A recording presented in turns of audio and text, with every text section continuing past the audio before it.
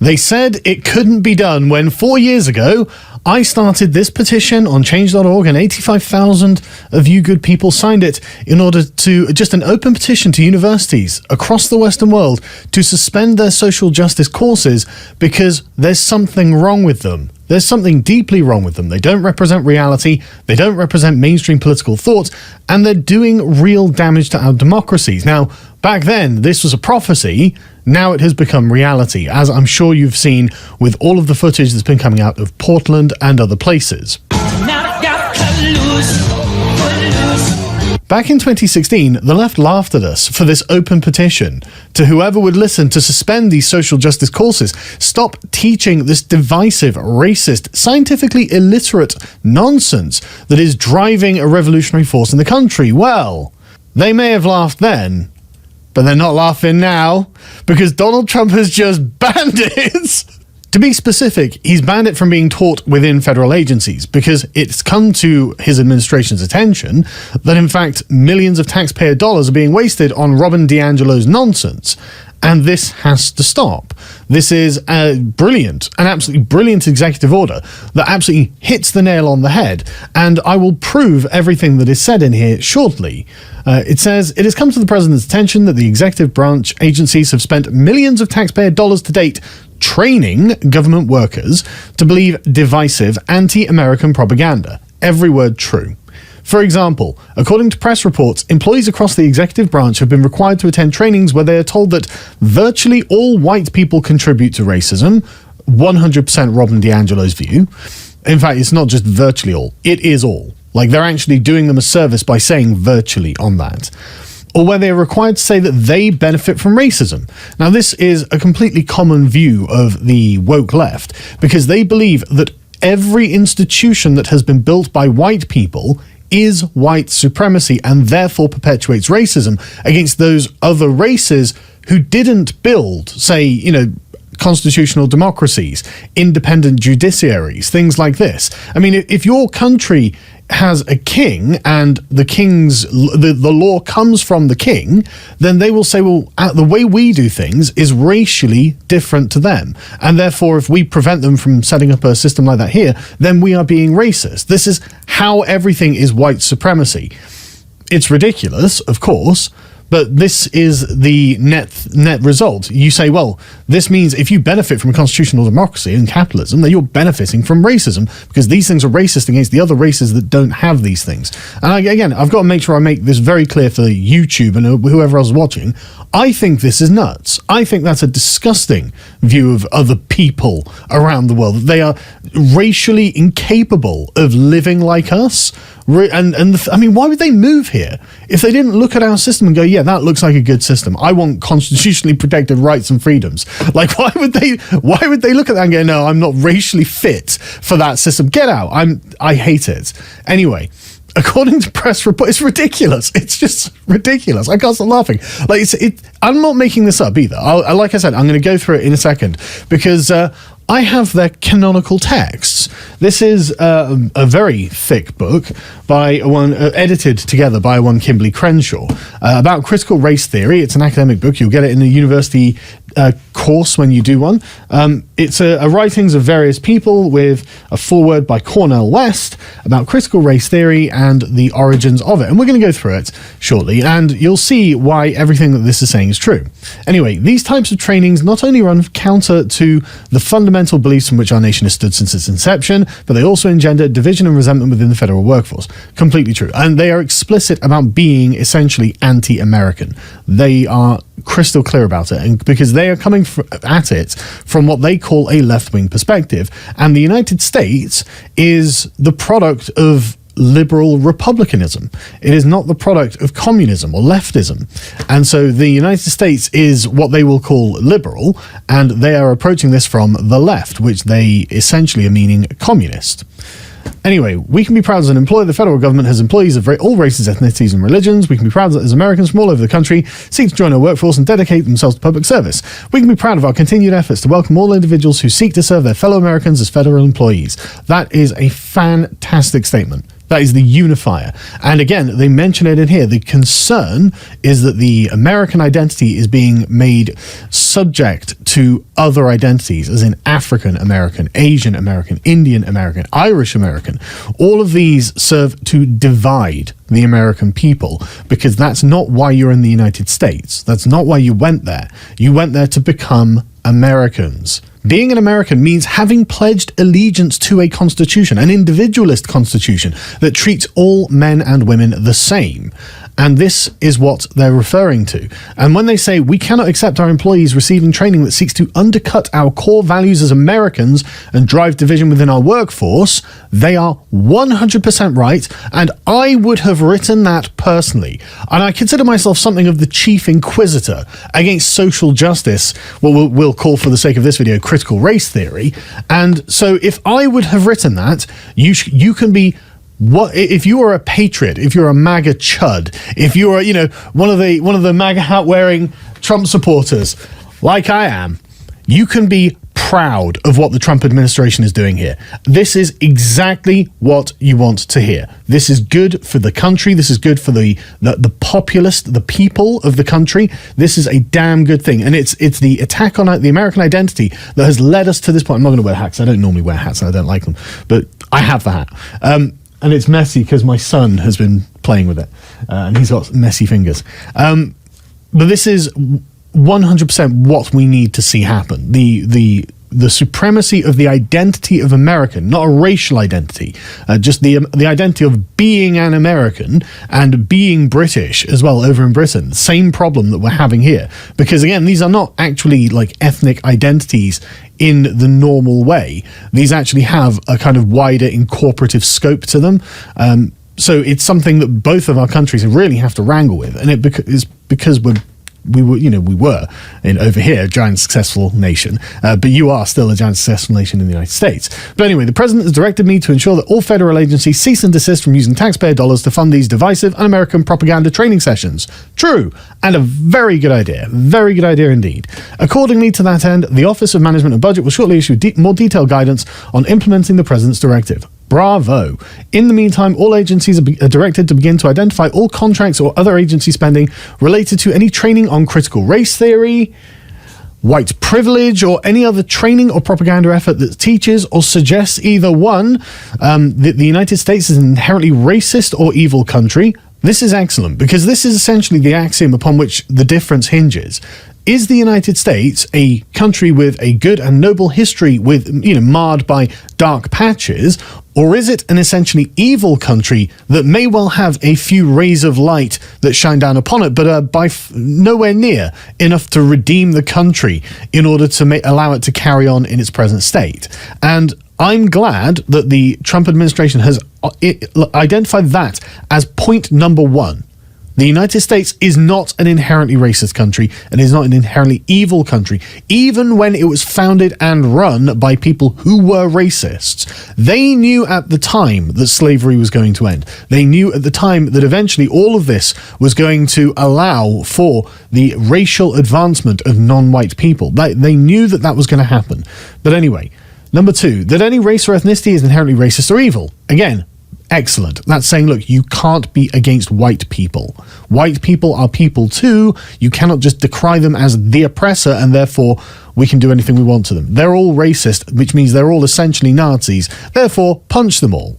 Anyway, in addition, all agencies should begin to identify all available avenues within the law to cancel any such contracts or divert federal dollars away from these un-American propaganda training sessions. Good use of that twice.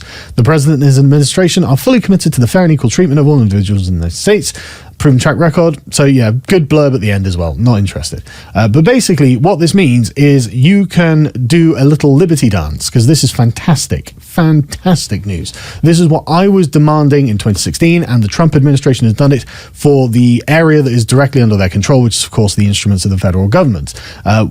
Hopefully that sets a kind of mentality amongst the other areas of your society that aren't under the president's direct control, and they say, wait a minute, we don't actually need to be doing this, we can get rid of it. And I'm pretty sure I said a few weeks ago that Boris Johnson should do exactly the same thing over here, and I of course completely stand by that. Anything that even looks like the British or the English or any of the constituent nations of the United Kingdom are evil, are inherently bad, are oppressive. Any of this critical race theory nonsense that is portraying our countries entirely as racist, it needs to go, it needs to be defunded, get rid of it. And so I was hurrying through all of that because you guys already know all of that, because I wanted to get to the book and what we're going to talk about in it. And it's really interesting. And the introduction that was written by Kimberly Crenshaw, who calls herself a critical race theorist, is what we're going to talk about. And she's the woman who coined the term intersectionality. So this is the absolute cutting edge of left-wing thought at the moment. They describe it as such, and this was written back in 1996. This is not a new book, but you will see just how applicable what they've said in here, how applicable it is to the movements that we see on the streets, Black Lives Matter and Antifa. You can see the genesis of them in the ideology here.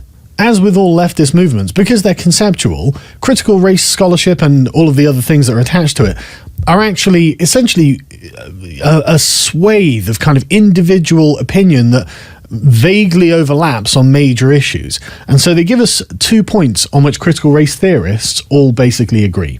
The first is to understand how a regime of white supremacy and its subordination of people of color have been created, again, 1996 this was written, have been created and maintained in America, and in particular to examine the relationship between that social structure and professed ideals as the rule of law and equal protection. The second is a desire not merely to understand the vexed bond between the law and racial power, but to change it. Could have been written yesterday, couldn't it? Could have come out of the mouth of any of these intersectional activists. And so this collection of writings, because it's not just her writing it, what she's writing is it's a collection of various essays that have been done on the subject by obviously famous people in the field. The writings in this collaboration may be read as contributions to what Edward Said called the antithetical knowledge, the development of counter-accounts of social reality by subversive and subaltern elements of the reigning order. Critical race theory rejects the prevailing orthodoxy that scholarship should be neutral and objective. We believe that legal scholarship about race in America can never be written from a distance of detachment or with an attitude of objectivity. Texts in this volume seek in their own way not simply to explicate but also intervene in the ideological contestation of race in America and to create new and oppositionist accounts of race. Now that is interesting, isn't it? Again, you could have been written yesterday, but was written nearly 30 years ago. This is exactly the ancestry of all of the problems that we have now. You can lay it at the feet of people like Kimberly Crenshaw, although she is by far the only person who is responsible for all of this. But notice wish to develop counter accounts of social reality by subversive elements. I mean, I don't want to have to keep saying that Yuri was right, but he is just continually proven right, is he not? And these are exactly, as he was describing, the useful idiots, the identitarian groups like the gays or whoever it is that they set against the power structure. They're not people who are going to get what they want if and when the crisis were to occur and the normalization would set in. Not that that's going to happen now, obviously. Now we're just left with the outgrowth of the subversive elements that, in their own words, in her words, just took advantage of liberal tolerance and permissiveness to effectively create this communist cancer within our midst that we are now seeing the final results of. And again, Trump is 100% right to chemotherapy this out of the government and as much as he can out of any other institution as possible. Let them do this privately. They can have their privately funded institutions where they have their stupid cult race nonsense going on in the same way that the right-wing racists do, if we can even call them right-wing, and let them do it on their own dime. Then it doesn't have to affect anyone else. Anyway, so this mainstream, they complain about the way that civil rights movement didn't essentially bring about communism. The civil rights movement was obviously incorporated into the liberal state through a liberal framework. And the liberal framework was based on personal agency. It was based on racism as an action, as an opinion followed through into an action. And it was an individual concept. Racism is something that a person did, because the institutions are not based on race whatsoever. The institutions are based on abstract concepts that theoretically any race can adopt. But that's not the opinion of the critical race theorists. In fact, fundamentally, they're opposed to the idea, and they believe that the institutions that we have are racial, even though they're based on things that are not based on race. But anyway, this mainstream civil rights discourse on race relations was constructed in this way partly as a defense against the more radical ideologies of racial liberation presented by the black nationalist and black consciousness movements of the early 60s and early 70s. Completely correct, because they were communist movements as well. Again, anti-liberal movements are anti-liberal democracy movements, and naturally a liberal democracy is going to protect itself from those movements. I mean, it has to, in order for it to survive as the constitutional republics that you have, or the constitutional monarchy that we would have here. Like, you have to do that. That's desirable.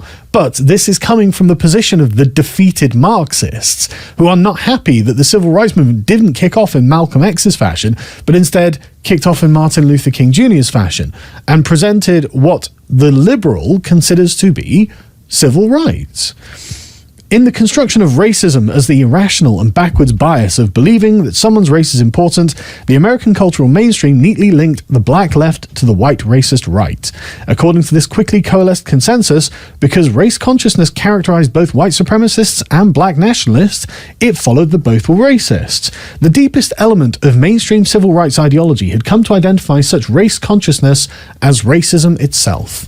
And rightly so, because it has to be the root, the origin point of racism has to be having an understanding, a consciousness of the other races. Because I tell you what, I had absolutely no consciousness of race until I was about, 25, something like that, 26, when people started saying white and black, and I was like, well, and it was only years after that I realized a bunch of my friends were not white people. I mean, my dad isn't a white person. He's half white. And so but I don't care. White had no particular meaning to me. And it was with the raising of race consciousness, which is what these people are trying to do, explicitly so, that we find ourselves falling back into what the liberal state considers to be a racist framework. And so it is totally justified for Trump and anyone else, any of these other institutions that are following the liberal tradition, to decry this as racist. And Robin DiAngelo, in White Fragility, just openly says, well, yes, I am a white person, therefore I am a racist because I live in a racist society. I am a racist and I don't feel bad about that. And it's like, okay, but I don't agree with you on what racism is. I agree that you are a racist, though, but not for the reasons that you think.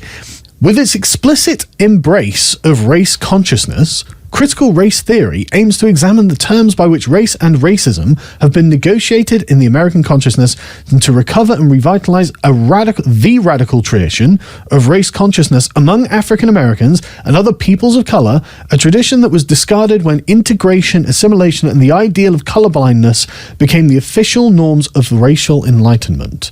Now, that is to say, again, that is deliberately, openly antagonistic to the liberal order, which is integration of race into the liberal system, not making them exclusionary or anything like that. So that's evidence that the liberal order was working, and if we carried on like this, it would continue to work, and that what they're trying to do is, as they say, radicalize the African American racial consciousness against the liberal order. And they've completely managed it. That's what Black Lives Matter, an organization founded by Marxists, is. That's what's happening. They have actually achieved this goal. And this is something that, again, I have to stress, it is so good for the Western constitutional democracies that Trump has identified this and said, no, get rid of it. Every other Western constitutional democracy should do the same. Every single one. I mean, every country should do the same. You don't need any of this. But anyway. And they know it as well. And they know because they are just not liberals. They're leftists. Given this essentially negative, indeed dismissive view of racial identity in its social meetings, the liberal democracies one, it was not surprising that mainstream legal thought came to embrace the ideal of colorblindness as the dominant moral compass of the social enlightenment about race.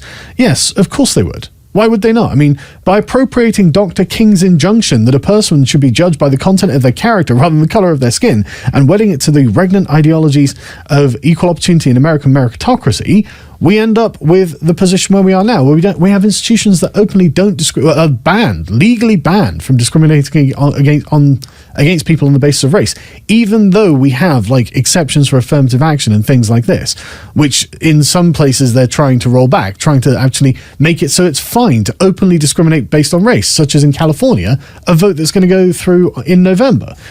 It's insane. But this is the communists that are doing this. Having rejected race consciousness in toto, there was no conceptual basis from which to identify the cultural and ethnic character of mainstream American institutions. Thus, they were deemed to be racially and culturally neutral. Now, that is half true. It is true that they have the liberal state rejects racial consciousness. You go to an individual consciousness.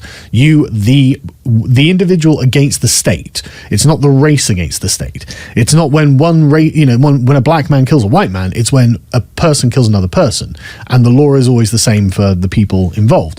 This, frankly, in my opinion, is the most fair way to run a society. I mean, who wants to have a bunch of racial power blocks calculated when one person commits a crime against another? But to deem them to be racially and culturally neutral, well, that's only half true. They are certainly racially neutral. I mean, anyone following these rules of any race can demonstrate competence in upholding the rule of law and the constitutional democracy. But they're not culturally neutral. And she is right, because in the United States, what you're looking at there is English republicanism. That's not culturally neutral, and we can summarize that now, after 300 years or so, as being Americanism. You know, the English-speaking, English common law democracy that sprung up in the United States, that was founded from the Revolution, is English republicanism. That's what you're looking at there. Over here we have English constitutionalism. Over in Scotland they have Scottish constitutionalism. You know, in France they have barbarism and despotism. Crenshaw then goes on to identify the origins of what she considers to be the movement that is critical race theory, and they use the phrase movement themselves. And says that a predominantly white left emerged from the law school scene in the late 70s, a development which played a central role in the genesis of critical race theory. Organised by a collection of neo-Marxist intellectuals, former New Left activists, ex-counterculturalists, and other varieties of oppositionists in law schools, the Conference on Critical Legal Studies established itself as a network of openly leftist law teachers, students, and practitioners committed to exposing and challenging the ways American law served to legitimize an oppressive social order. These people called themselves, for short, the Crits. And they were opposed to not only conservative legal work, but also the dominant liberal varieties. And so when we say conservative, we are not really distinguishing, in the view of the left-wing critical race scholars, between a conservative and a liberal. I mean, there are bound to be some differences, but fundamentally they both agree on the constitutional democracy of the United States. And the critical race theorists don't. But this is the genesis of what they call critical legal scholarship.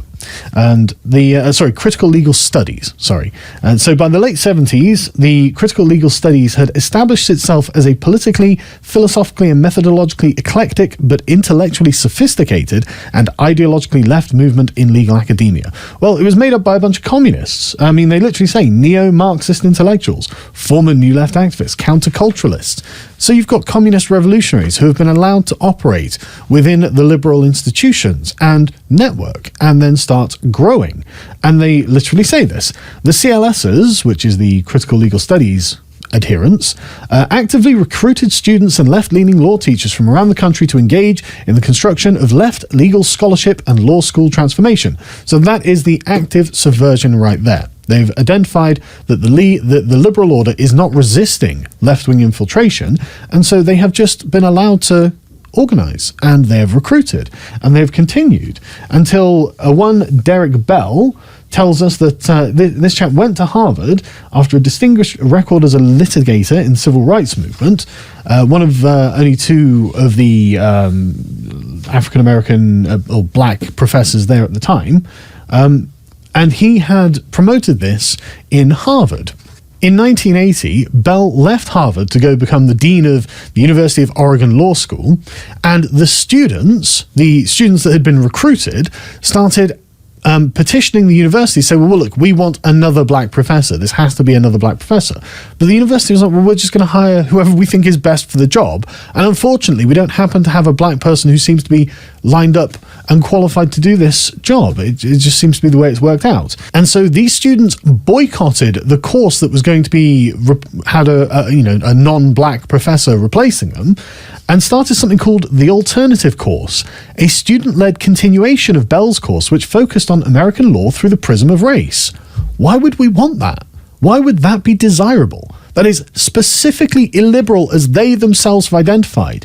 Why would the liberal state be so weak as to allow a bunch of communists to racialize their society, when that was the very thing that they were trying to get away from in the civil rights movement? It's insane that the liberals of the time were just weak and silly to just let this go on. But the alternative course was in many ways the first institutionalized expression of critical race theory. And it's a useful point to mark the genesis of critical race theory. And it is politically meaningful because what it does is it contests the terrain and terms of the dominant legal discourse. Now that's... Anyone who has read any kind of military history will know that you never let your opponent choose the battlefield.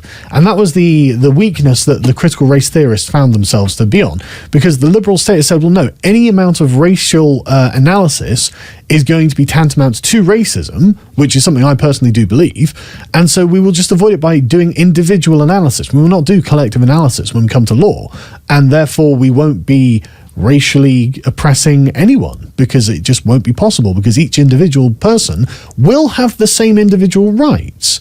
And yet, here we are. And so you can see that they view this as strategy and tactics, because what they view the liberal state as doing is preserving its own hegemony over the country, which it is, of course, but which it has to do. It has a responsibility to do this. And so it should be protecting itself from subversion. But the problem is that the liberals simply did not know what was coming. Anyway, so out of the critical legal scholarship, developed the critical race theory. And this was because a lot of the critical legal scholars were white, as they mentioned earlier, and within this movement there was a core of non-white people who pointed out that the CLS as a white institution drew a surprisingly defensive response. The pitched and heated exchange that erupted in response to our query about what is it about the whiteness of the CLS that discourages participation by people of colour revealed that the CLS's hip, cutting-edge irreverence towards establishment practices could easily disintegrate into hand-wringing hysteria when brought back home. And the conceptualization of home itself, the ground that they were operating in, the space that they'd created, revealed itself to be a site of spaces to be a site of hierarchy and power as well, because any human space has hierarchy. But how much does that sound like what's going on now? Again, nothing has changed. The same sort of circular firing squad, the purity spiraling. Now, even the white people who are trying to be against the white institutions as they view it, and are trying to tear them down, are themselves racist because of the way that they, I don't know, do anything, I guess. To the emerging, and they call them race crits. You've got the crits, which is the critical legal scholars, and then you've got the race crits, which is the critical race theorists. In the emerging race crits, rights discourse held a social and transformative value in the context of racial subordination that transcended the narrow question of whether reliance on rights alone could bring about any determinate results. Well, I disagree. They found themselves splitting with the Marxists in their midst, and I imagine that because the openly leftist critical legal scholars, they call them the vulgar Marxists. And so the crits often revealed in dizzying detail the cunning complexity of legal texts, which traditional Marxists simply dismissed as capitalist ideology. They think that law constructed race. Racial power, in our view, was not simply or even primarily a product of biased decision-making on the part of judges, but instead the sum total of the pervasive ways in which law shapes and is shaped by race relations across the social plane. But these are missed by the Marxists, and they complain that the critical left critical legal scholars, the Marxists, or neo-Marxists and various manifestations of, we're essentially having the same problem as the liberal state, because again, there's actually nothing expressly about race when it comes to the Marxist worldview. In fact, that's one of the main arguments for the Marxists in their own favor is, well, we are not going to be judging you based on your race. Okay, but neither is the liberal. And that's exactly what they say here. Our dissatisfaction with the CLS stemmed from its failure to come to terms with the particularity of race and with the specifically racial character of social interests in the racialized state. Again, nonsense. But that's what they think about everything that we have. Where classical liberalism argued that race was irrelevant to public policy, these crits argued that race simply didn't exist. And then we get to the sort of like and this is the distinction between the sort of Marxist left and the liberals. It doesn't matter to a liberal whether race exists or not, because we're doing everything on the individual level. So there's just no point. What would be the point of creating a racial policy that, again, is just going to apply only to an individual based on their behavior? You know, the Marxists have to deny the existence of race entirely because their philosophy is built around collectivizing groups and making group judgments regardless of behavior because of the class of the people. And if you don't want race to become an important factor in class analysis, you have to deny it. And that's where the critical race scholars couldn't accept and had to split from them, because you can't be a critical race scholar if you don't believe there is no such thing as race. So the reason that they're in favor of critical race theory is because they can draw on it to deconstruct colorblindness, to show that the current Supreme Court's expressed hostility to race consciousness must be deemed a form of race consciousness in and of itself. So to say we are not going to accept race consciousness is race consciousness, and it is race consciousness of what they say the white race, but what they mean there is the English race. They mean that it is the English race consciousness to reject racialism and accept individualism. That's what they're arguing against. And the problem with this, I mean, aside from the fact that it's collectivist, tyrannical, counter to every law and institution that we've developed, and will demonstrably end in the kind of horrific purges that happen in the continent. The other problem with this is that also, why can't the white nationalists just do that? I mean, that's literally what they want, is race consciousness. So we can go back to the separate drinking fountains and segregation laws. That's what they're going to push for. And if you create an entire nation like 70% white and give them all a race consciousness, well, what's going to stop them from voting for that? I mean, they're going to say, well, yeah, but I mean, we're just quoting Kimberly Crenshaw because she makes some really good points, aren't they? Like, let's not do that. I don't want that. I don't want racial laws. Critical race theory indicates how and why contemporary jurisprudence of colorblindness is not only an expression of a particular color consciousness, but the product of deeply politicized choice.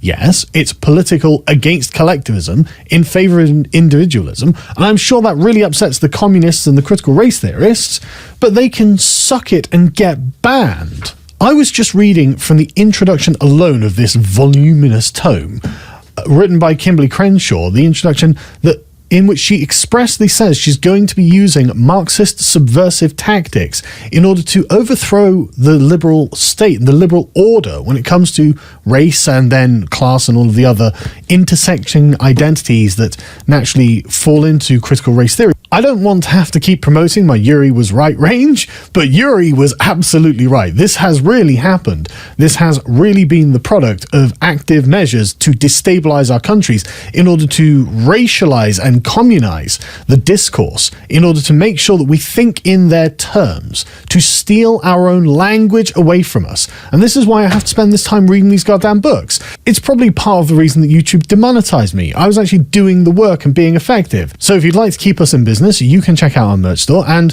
when we set up the new company, when it's all ready, I'm going to take all of this down. So these will eventually become a sort of limited edition.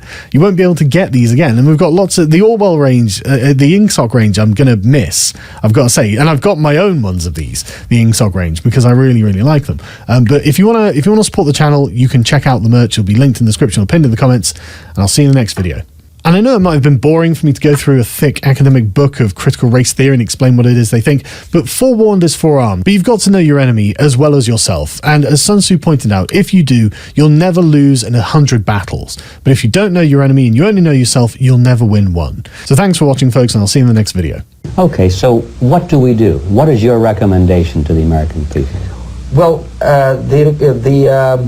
the immediate thing that comes to my mind is, of course, there must be a very strong national effort to educate people in the spirit of real patriotism, number one. Number two, to explain them the real danger of socialist, communist, whatever, welfare state, big brother government. If people will fail to grasp the impending danger of that development, nothing ever can help United States. You may kiss goodbye to your freedom, including freedoms to homosexuals, to prison inmate. All this freedom will vanish, evaporate in 5 seconds, including your precious lives. The second thing, the moment at least part of the United States population is convinced that the danger is real, they have to force their government. And I'm not talking about sending letters, signing petitions, and all this beautiful, noble activity. I'm talking about forcing United States government to stop aiding communism.